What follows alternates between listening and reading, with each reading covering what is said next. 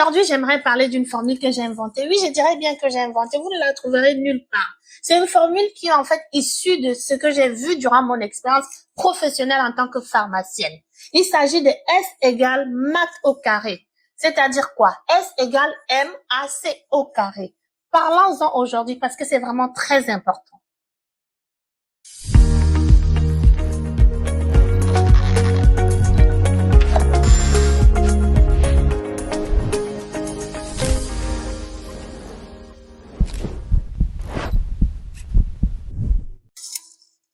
Bonjour et bienvenue sur cette chaîne de prévention par l'alimentation. Vous êtes au rendez-vous Ma Santé d'abord, c'est-à-dire le rendez-vous durant lequel vous mettez ou vous apprenez à mettre votre santé au premier plan.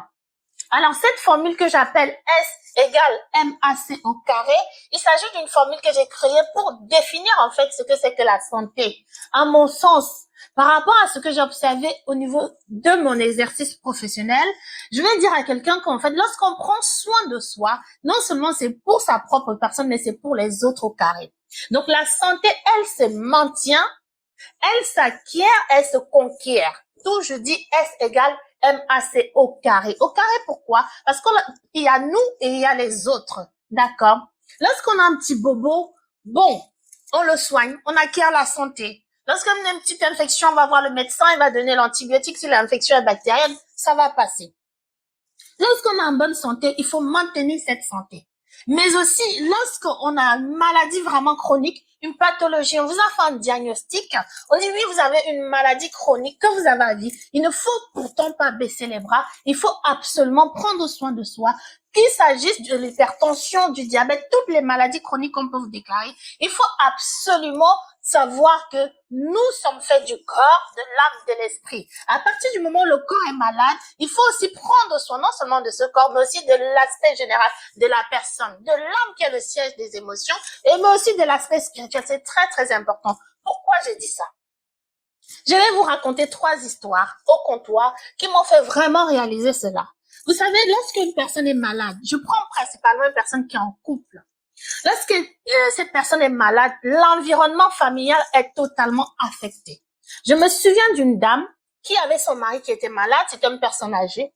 Et cette dame était, je dirais, fanée, totalement triste au comptoir. Lorsque je lui donnais les médicaments, je pouvais palper le stress. Je pouvais voir comment sa vie était détruite. Elle était tout le temps pressée. Elle voulait prendre les médicaments, aller à tel rendez-vous, anesthésie, tel examen, coloscopie. Le mari maltraite, le mari parle mal. Parce qu'il est mal, il est malade.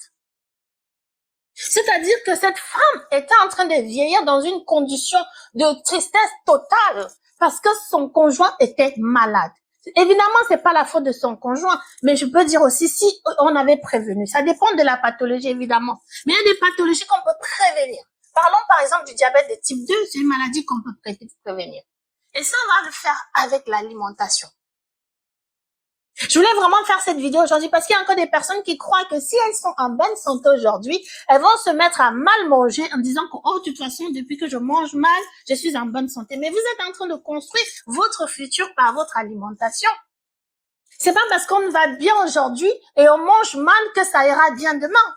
D'où on parle de prévention par l'alimentation parce que ce qu'on mange nous fait devenir quelque chose. Demain, on peut avoir la résistance à l'insuline, on peut avoir le diabète de type 2, on peut même souffrir d'obésité et l'obésité n'est pas une maladie silencieuse. Elle engendre d'autres maladies. Je voulais vraiment dire ça aujourd'hui à une personne.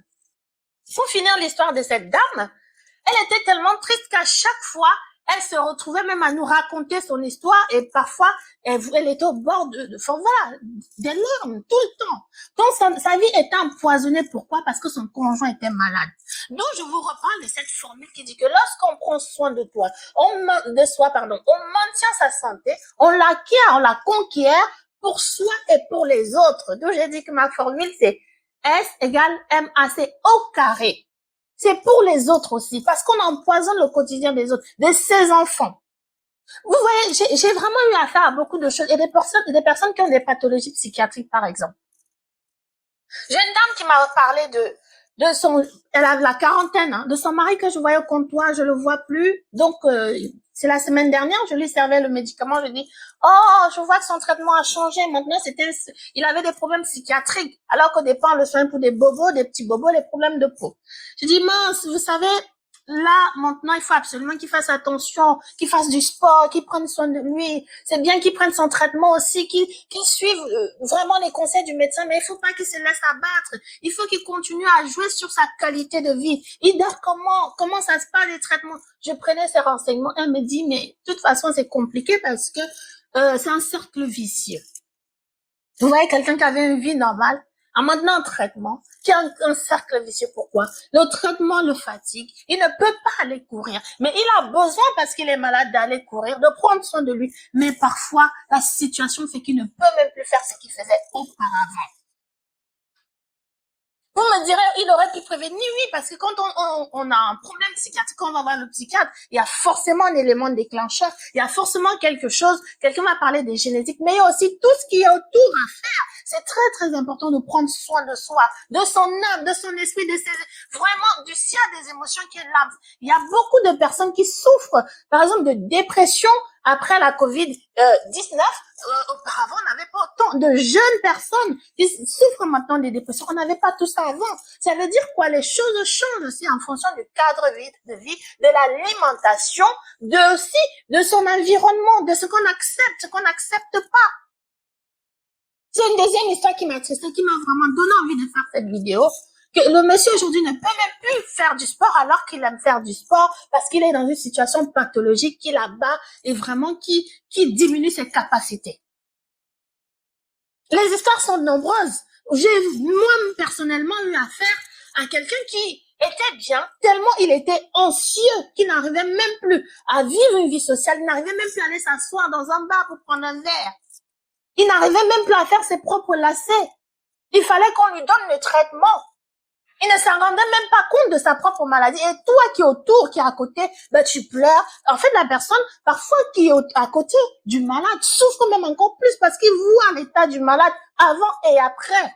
Et ça empoisonne les vies de famille. Ça empoisonne les enfants. Ça empoisonne la qualité de vie. Donc, lorsqu'on prend soin de soi, c'est vraiment non seulement pour soi-même, mais aussi pour les autres. Il faut s'aimer d'abord. Il faut vraiment s'aimer, travailler sur l'estime de soi. Travailler aussi pour les autres, parce qu'on est né aussi pour faire quelque chose sur Terre. Les autres ont besoin de nous, nos enfants, la société, le travail, voilà, les autres ont besoin de nous.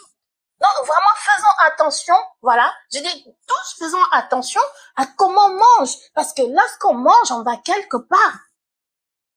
Il y a le style de vie aussi, ce qu'on met dans l'assiette, mais c'est très, très important déjà, la nutrition. Il faut faire attention à manger varié, équilibré, écouter les conseils, à les pratiquer. Le surpoids et l'obésité engendrent beaucoup de choses. Par exemple, le diabète. Le diabète peut arriver avec un surpoids, l'obésité entretenue, on mange mal, le diabète de type 2, il arrive. Et ce qui se passe, c'est qu'au final, on a une qualité de vie qui est différente de celle qu'on avait avant. On est emprisonné par les traitements, mais aussi la prise en charge quotidienne. Vous savez, une personne diabétique, par exemple, a souvent ses défenses immunitaires qui sont, on va dire, affaiblies, diminuées. Une autre histoire, c'est un monsieur qui vient me voir au comptoir, il dit, oui, franchement, mon pied, il est pourri, il s'est pourri en 2 jours. Je suis diabétique et j'ai attrapé une infection et ça allait très rapidement que j'étais obligée d'aller voir pour la pratique de la médecine chinoise. Mon pied était pourri. Il y a des personnes qui se font amputer parce qu'elles sont devenues diabétiques. Et cette personne qui m'a parlé de ça était obèse. Je lui dis, est-ce que vous êtes prise en charge au niveau nutritionnel, tout ce qui va avec? Parce que c'est aussi un diabète qui est apparu avec le temps, il n'avait pas au départ. Au niveau artériel, au niveau des vaisseaux sanguins, il y a plus de, voilà, les vaisseaux sanguins ne sont plus en bon état lorsqu'on devient diabétique. Les défenses immunitaires sont diminuées, donc une petite infection devient très grave, gravissime pour une personne qui a le diabète, alors que c'est différent pour une personne qui a non seulement une santé normale, qui n'a pas le diabète. Mais ce diabète, il s'est construit au fil des années. Il faut vraiment faire attention à prendre soin de soi, non seulement pour sa propre personne, mais aussi pour les autres. C'est très important. Donc, si vous voulez mal manger aujourd'hui, posez-vous la question, même si je ne le fais pas pour moi, je le fais pour mes amis, je le fais pour ma famille, mes parents, la société qui a besoin de moi, ou encore pour mes enfants. Voilà ce que je voulais vous dire aujourd'hui, en pensant à ces histoires vraiment qui m'ont attristé au comptoir. D'accord? Prenez soin de vous et contrôlez votre assiette. Vraiment contrôlez-la. À très bientôt. Ciao!